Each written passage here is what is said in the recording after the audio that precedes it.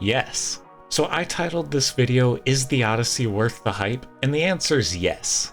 So I just got back from seeing the Odyssey in theaters, and all I have to say is, that's what I call a movie. Or more accurately, a cinematic experience. I'm not going to worry about spoiling you with this review, because the Odyssey is like 1,000 years old. You probably had to read it at some point in a high school English class, and if you hadn't, you probably know the basic gist of the story. So I'll just recap it for you real quick. So, high-level overview, King of Ithaca gets recruited by Agamemnon to siege the city of Troy. And after like a 10-ish year siege, they managed to take the city by offering up the Trojan horse, which is a gift that was hiding a bunch of soldiers inside. And they come out at night and they throw open the gates for the invading Greeks. On the way home, Odysseus decides to take a shortcut, and him and his men anger a bunch of gods, who kill all of Odysseus's men in different ways, and ensure that Odysseus can't return home for like another 10 years. When he does finally get back to Ithaca, he finds that a bunch of suitors have moved into his castle who want to marry the queen,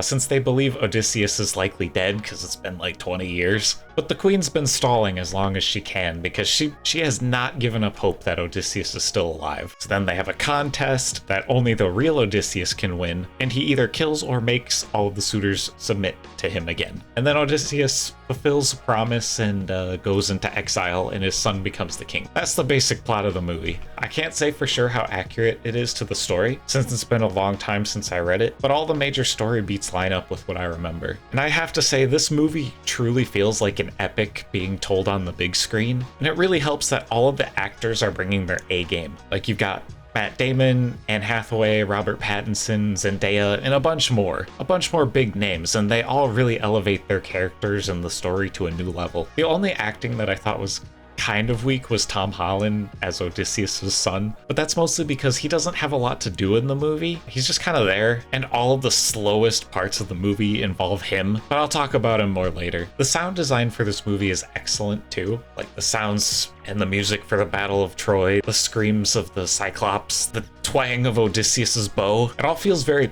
purposeful and powerful. Very epic when it needs to be, scary when it needs to be, and emotional when it needs to be. And I've heard a lot of people complain about how Christopher Nolan does sound design. This is the first of his films that I've seen in theaters, and I didn't have a problem with it, but apparently that's an unpopular opinion. Next, the movie is shot to perfection. Like, every shot feels purposeful and artistic. Christopher Nolan and the cinematographer, they really know how to frame their shots to be immersive.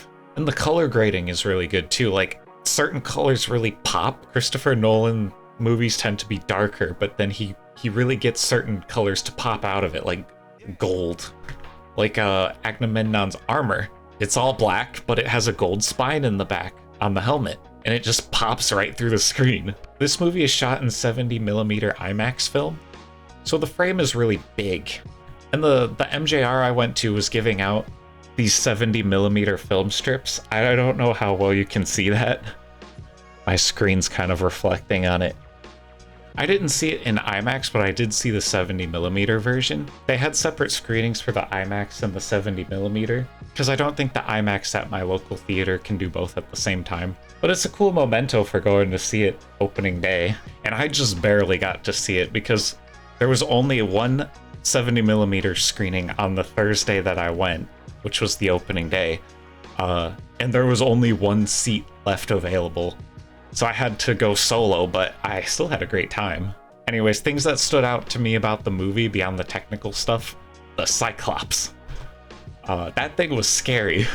I'm never really scared of CGI monsters, so I found it especially scary when, from the first frame of the Cyclops' hand entering the cave, you can tell that the giant Cyclops is real, and the only CGI component is its face.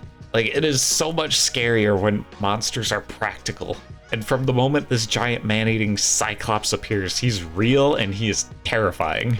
In that scene, Odysseus and his men are scavenging for food when they follow a sheep into a cave, only to be locked in the cave with the giant Cyclops when it comes back home and places a large boulder in front of the exit, which means if they want to get out of the cave, they need the Cyclops alive to move the boulder. The only problem is, it starts eating them.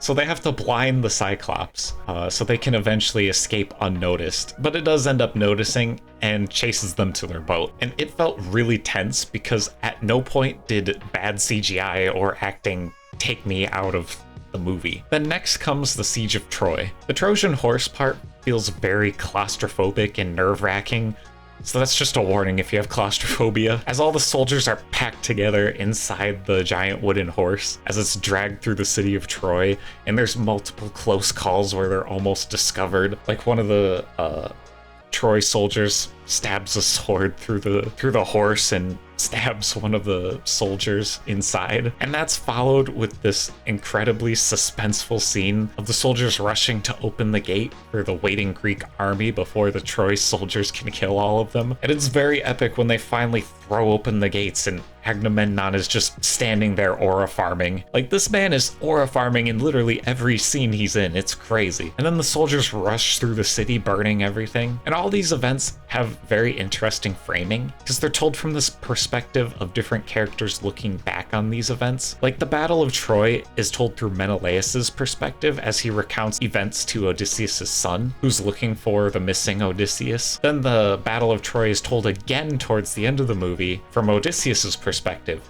and we see how differently each character sees the same events. And then the story with the Cyclops is told from Odysseus' perspective as he recalls more events from his past after not eating Calypso's lotus flower for a while. And that Cyclops story is told before the Battle of Troy, even though it takes place after. So these events are not necessarily presented in chronological order in the movie, but you never feel lost as to where or what is happening. Also, the special effects in this movie are amazing, because a few scenes later, Odysseus's men land on another island, and they meet Circe, who turns most of them into animals, but the way she does it is by literally, like, grabbing them and sculpting them into animals with her hands, and it looks so real, it's creepy. Thought I walked into a horror movie for a second. But moving on, I'm a big fan of callbacks. Like, when something is set up early in the movie, I love it when it gets a payoff towards the end. It wraps up everything in a neat little bow, and it leaves you feeling satisfied that you remembered the thing the filmmakers dangled in front of you like 2 hours ago.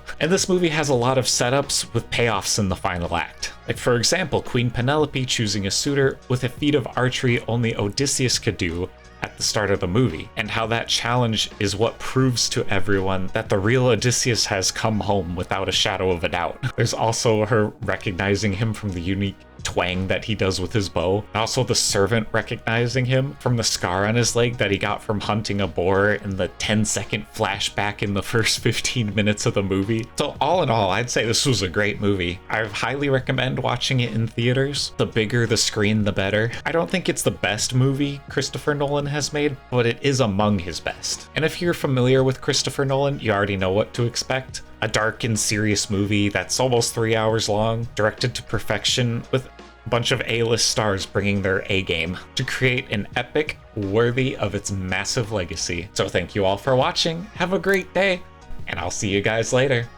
Bye-bye!